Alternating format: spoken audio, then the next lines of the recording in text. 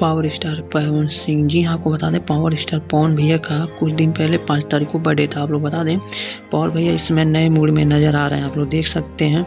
अब गाने की शूटिंग में तैयार में लगे हुए हैं। आपको बता दें पवन भैया के फैन है तो वीडियो को लाइक, चैनल को सब्सक्राइब जरूर करिए।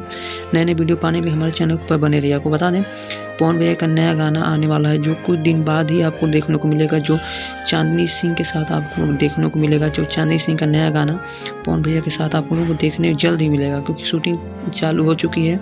आप लोग देखने को मिलेगा कि पवन भैया चांदनी सिंह के साथ नया गाने को तैयारी में लगे हुए हैं, जो आप देख सकते हैं। रील भी बना रहे हैं चांदनी सिंह।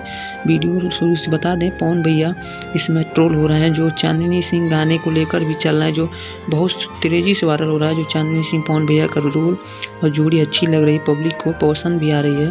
पवन भैया का नया गाना जल्द आप लोगों को देखने को मिलेगा, जो कि जनता बेसब्री से इंतजार कर रही है। गाने जल्द ही रिलीज होंगे और नए नए गाने आ रहे हैं पवन भैया के। आप लोग देख सकते हैं मस्ती मूड में भी हैं पवन भैया। साथ में तिरसाकर मधु आप लोग देख सकते हैं पब्लिक के बीच गिरे हुए हैं, कितने अच्छे मूड में हैं। आप लोग देखिए पवन भैया के फैन है, वीडियो को लाइक, चैनल को सब्सक्राइब।